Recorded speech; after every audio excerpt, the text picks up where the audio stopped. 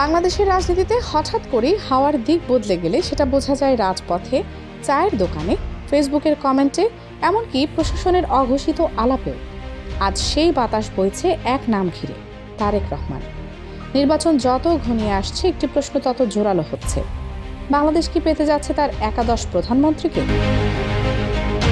নির্বাচনী প্রচারণায় দেশের এক প্রান্ত থেকে আরেক প্রান্ত, টেকনাফ থেকে তেঁতুলিয়া, একটানা ঘুরে বেড়াচ্ছেন তারেক রহমান। যেখানেই যাচ্ছেন সেখানেই জনস্রোত। শুধু দলীয় সমর্থক নয়, নিরপেক্ষ ভোটারদের মাঝেও তৈরি হচ্ছে এক ধরনের প্রত্যাশা। রাজনৈতিক বিশ্লেষকদের মতে এখন আর প্রশ্নটা তিনি পারবেন কিনা, প্রশ্নটা হচ্ছে কখন। এই বাস্তব চিত্রই উঠে এসেছে সাম্প্রতিক এক জনমত জরিপে। ইনোভেশন কনসাল্টিং পরিচালিত পিপলস ইলেকশন পালস সার্ভে রাজনৈতিক অঙ্গনে যেন হঠাৎ বোমা ফাটিয়েছে। রাজধানীর কাওরান বাজারে বিডিবিএল ভবনে যখন জরিপের ফল প্রকাশ করা হচ্ছিল, বাইরের রাজনৈতিক উত্তাপ আর ভেতরের সংখ্যার উত্তেজনা এক মুহূর্তে মিলেমিশে যায়।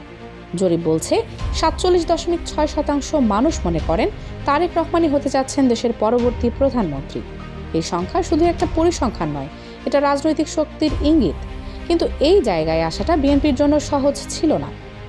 কিছুদিন আগেও চিত্রটা ছিল ভিন্ন। একটি জরিপে দেখা গিয়েছিল জামায়াতে ইসলামী ও জাতীয় নাগরিক পার্টির জোট জনপ্রিয়তার দৌড়ে বেশ এগিয়ে। বিশেষ করে তরুণ ভোটার আর ধর্মপ্রাণ জনগোষ্ঠীর বড় একটি অংশ এই নতুন জোটের দিকে ঝুঁকছিল। তখন মনে হচ্ছিল এই নির্বাচন হবে হাড্ডাহাড্ডি, ক্ষমতার মসনদ সহজে কারো হাতে যাবে না। কিন্তু রাজনীতি বড়ই অনিশ্চিত খেলা। বিশ্লেষকদের মতে এনসিপির সঙ্গে জোট বাঁধার পর জামায়াতের নিজস্ব ভোট ব্যাংকে শুরু হয় অস্থিরতা। এরপর আসে সেই বিতর্কিত ঘটনা, নারীর নেতৃত্ব ও কর্মসংস্থান নিয়ে জামায়াত আমিরের একটি এক্স স্ট্যাটাস। যদিও পরে বলা হয় অ্যাকাউন্ট হ্যাক হয়েছিল, কিন্তু ততক্ষণে যা হবার হয়ে গেছে।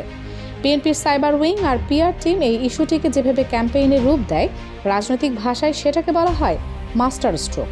নারীদের আবেগ, শহুরে শিক্ষিত ভোটার, প্রগতিশীল অংশ সব মিলিয়ে জনমতের পাল্লা হেলে পড়ে বিএনপির দিকে। জরিপের গভীরে তাকালে দেখা যায় বিএনপির উত্থানের সবচেয়ে বড় কারণ সিদ্ধান্তহীন ভোটারদের অবস্থান পরিবর্তন। বর্তমান হিসাব বলছে তারেক রহমানকে প্রধানমন্ত্রী হিসেবে দেখতে চান 47% বেশি মানুষ।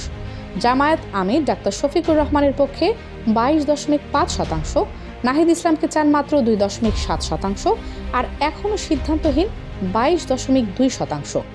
এই ব্যবধানটাই পুরো খেলা বদলে দিচ্ছে। সবচেয়ে বড় প্রশ্ন আওয়ামী লীগের ভোট ব্যাংক। জুলাই অভ্যুত্থানে ক্ষমতাচ্যুত এবং বর্তমানে নির্বাচন ও নিবন্ধন স্থগিত থাকা দলটির সমর্থকেরা কার্যত রাজনৈতিক অনাথ। কিন্তু ভোট তো উধাও হয় না। জরিপ বলছে আওয়ামী লীগের সাবেক সমর্থকদের 32.9% এখন বিএনপিকে ভোট দেওয়ার কথা ভাবছেন।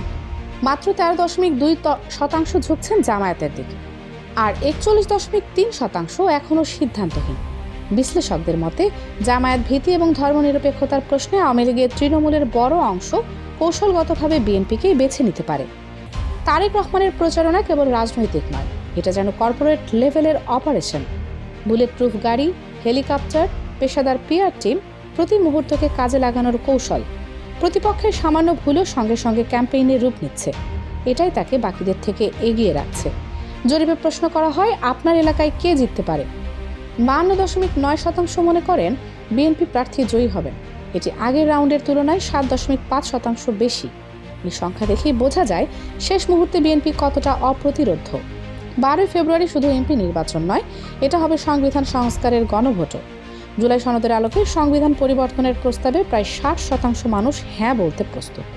বিএনপির 31 দফা সংস্কার প্রস্তাবের সঙ্গে এই দাবিগুলোর মিল থাকায় সংস্কারকামী তরুণ ভোটাররাও দলে দলে বিএনপির দিকে ঝুঁকছেন। 5147 জনের উপর পরিচালিত জরিপ বলছে বিএনপি পেতে পারে 52.8% ভোট, জামায়াত ও জোট পেতে পারে 31%। এই ব্যবধান ঘোচানো শেষ মুহূর্তে প্রায় অসম্ভব, বিশেষ করে যখন সিদ্ধান্তহীন ভোটারদের বড় অংশ ইতোমধ্যে বিএনপির দিকে চলে এসেছে। তাহলে কি ফলাফল লেখা হয়ে গেছে, নাকি শেষ মুহূর্তে বাংলাদেশের রাজনীতি আবারও উপহার দেবে আরও এক নাটকীয় চমক? 12 ফেব্রুয়ারি ব্যালট বাক্সই দেবে সেই উত্তর। তবে আপাতত একটা কথা স্পষ্ট, হাওয়ার দিক বদলেছে, আর সেই হাওয়া বইছে টেকনাফ থেকে তেঁতুলিয়া, একই নামের পক্ষে, তারেক রহমান।